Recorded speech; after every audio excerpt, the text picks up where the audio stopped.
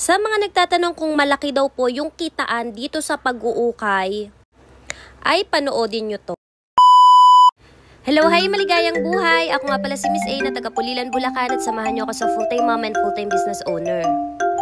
So sa mga nagtatanong kung malaki nga ba yung pwede nyo kitain kapag nag-ukay kayo, ay opo kapag madiskarte ka.